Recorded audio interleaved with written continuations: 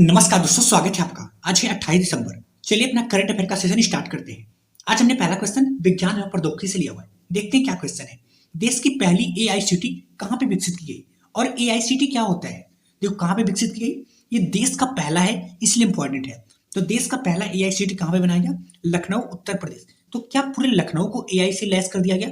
तो जी नहीं, लखनऊ के एक छोटे से क्षेत्र नादरगंज को एआई से लैस किया गया। इसकी बनाने वाली कंपनी, निर्माणकर्ता कंपनी कौन है, नोडल एजेंसी कौन है? वो है उत्तर प्रदेश कारपोरेशन लिमिटेड। अच्छा, एआईसीटी क्या होता है? एआईसीटी का मतलब एक ऐसा क्षेत्र जो कृत्रिम बुद्धिमत्ता से पूरी तरह लैस हो। कृत्रिम बुद्धिमत्ता, आर्टिफिशियल इंटेलिजेंस, एक ऐसा चैटबॉट रोबोट होता है जहां पे आप अपने प्रश्नों का जवाब चैट रोबोट के माध्यम से प्राप्त कर सकते हैं, अपनी समस्याओं को सॉल्व कर सकते हैं। इसका उद्देश्य क्या है? इसका उद्देश्य है भारत को एआई हब बनाना, साथ ही एआई का उपयोग इतना बढ़ाना, समाज पे इसका सकारात्मक प्रभाव कैसे बढ़ाया जा सके, इसका उपयोग करना। साथ ही अगर इस सिटी का उद्देश्य बताएं तो इसका उद्देश्य है कि एआई को इनोवेशन बढ़ाना, रिसर्च बढ़ाना, डेवलपमेंट कैसे होगा, टेक्नोलॉजी का विकास कैसे होगा। तो ये देश का पहला एआई सिटी था, इसलिए इंपॉर्टेंट है। अगर वहीं दूसरी तरफ बात करें कि देश का पहला सौर सिटी कौन सा है, वो है सांची, मध्य प्रदेश। दूसरी, अगर देश की पहली यूनिटी मॉल की बात करें, वो है उज्जैन, एमपी। चलते हैं अपने नेक्स्ट टॉपिक पे। नेक्स्ट टॉपिक हमने सूचकांक से लिया हुआ है। अभी हाल ही में फोर्ब्स के द्वारा एक सूची जारी किया गया, एक लिस्ट जारी किया गया, जिसमें बताया गया कि पूरे विश्व में कौन प्रथम महिला हैं जिनको सबसे ज्यादा भुगतान किया जाता है और भारत की कितनी इसमें महिलाएं शामिल हैं। तो इसमें क्या हुआ कि फोर्ब्स की सबसे अधिक भुगतान करने वाली सूची में भारत की एकमात्र महिला शामिल है। अब वो कौन है, इसलिए इंपॉर्टेंट है। तो सूची जारी करता कौन है? ये है फोर्ब्स। ये क्या बताता है? तो ये कौन एथलीट कितना भुगतान लेता है, कितना पैसा लेता है। तो भारत की जो एकमात्र महिला इस सूची में शामिल है, क्या नाम है उनका? उनका नाम है पीवी सिंधु। ये पीवी सिंधु भारत की एकमात्र महिला है जो इस सूची में शामिल है, और इनके पूरे विश्व में स्थान बात करें तो 16वें नंबर पे। और 16वें नंबर पे ये अकेले नहीं है, 16वें नंबर पे एक लोग और भी हैं, वो है सिमोना, जो कि जिम्नास्ट है। सिमोना बाइल्स इनका नाम है। अब बात करते हैं पीवी सिंधु कितना भुगतान किया जाता है एक वर्ष के लिए। 7.1 मिलियन डॉलर। कितना? 7.1 मिलियन डॉलर इनको एक साल के लिए भुगतान किया जाता है। पीवी सिंधु का खेल जो है वो बैडमिंटन से है। और इस सूची में प्रथम पे कौन महिला है? तो प्रथम पे है ईगा स्विटेक, जो कि पोलैंड की है। इन्होंने फ्रेंच ओपन का खिताब जीता हुआ था। और पीवी सिंधु के नाम एक और कारनामा है, जैसे ओलंपिक में 2 पदक जीतने वाली एकमात्र महिला जो है पीवी सिंधु। इन्होंने रियो ओलंपिक, साथ साथ टोक्यो ओलंपिक में भी पदक जीते हुए थे। ठीक है जी, चलते अपने नेक्स्ट टॉपिक पे। नेक्स्ट टॉपिक हमने संधि और समझौता से लिया हुआ है। देखते हैं अभी हाल ही में भारत ने किस देश के साथ समझौता किया और क्यों किया, उसका उद्देश्य क्या है। अभी हाल ही में भारत ने लिथियम ब्लॉक के लिए किसके साथ समझौता किया और लिथियम ब्लॉक के लिए क्यों समझौता किया। तो पहले बात ये समझते हैं किसके साथ समझौता किया। वो है अर्जेंटीना। और भारत का कौन सी कंपनी? भारत की जो कंपनी है काबिल खनिज विकास इंडिया लिमिटेड, इसके द्वारा अर्जेंटीना की कंपनी के साथ समझौता किया गया। और क्या किया गया? लिथियम ब्लॉक के लिए। लिथियम मतलब यह है ना, लिथियम नहीं खरीदारी किया जाएगा, जो लिथियम का जो क्षेत्र है जहां से लिथियम उत्पादन होता है, उस पूरे क्षेत्र को ही खरीद दिया जाएगा। तो कितने क्षेत्रों को खरीदा गया? 5 ब्लॉक को। अब बात करते हैं क्या लिथियम के लिए भारत ने किसी और देश के साथ भी समझौता किया।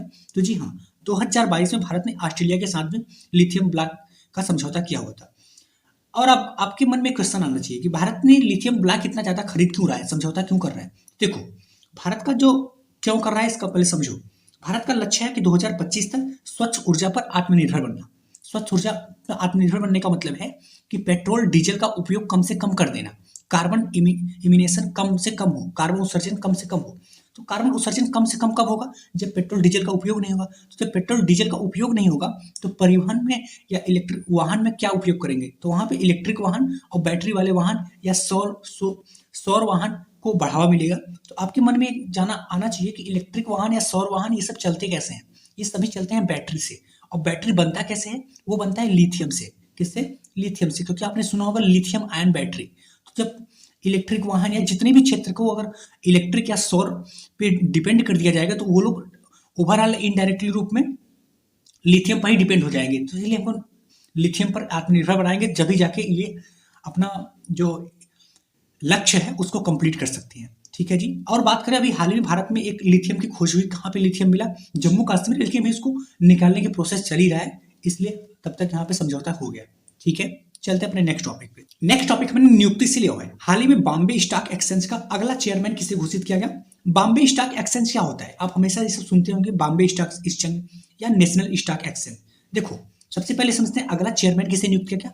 प्रमोद अग्रवाल को। किसके स्थान पे?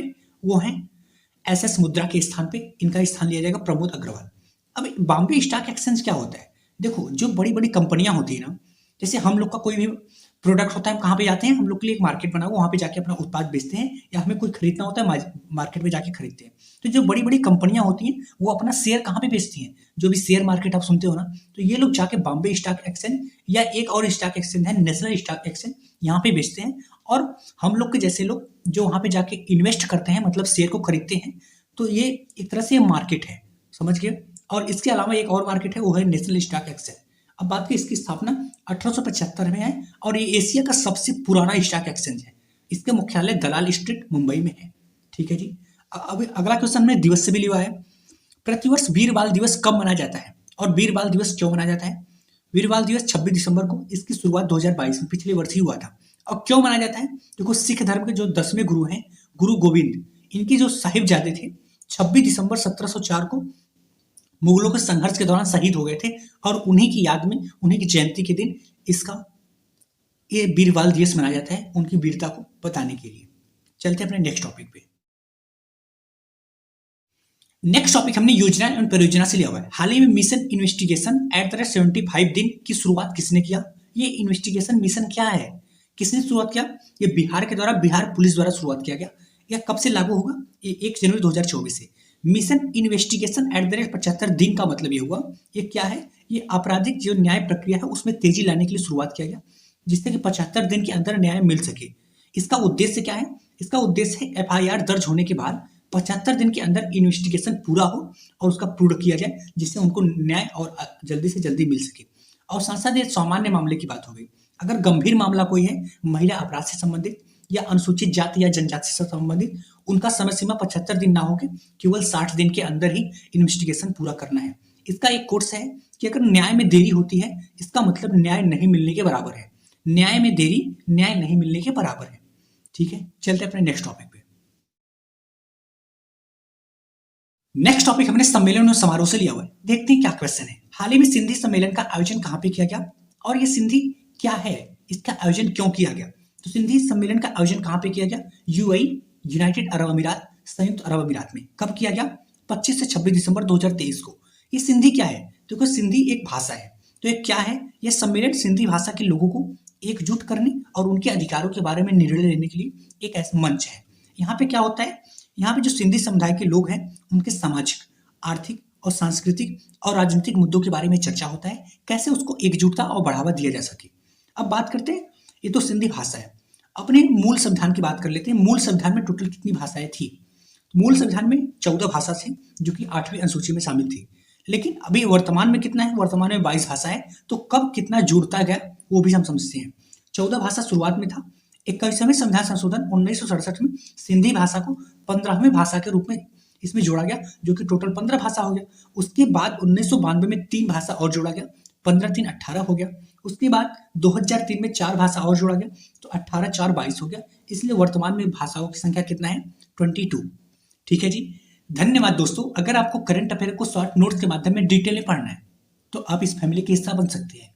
धन्यवाद।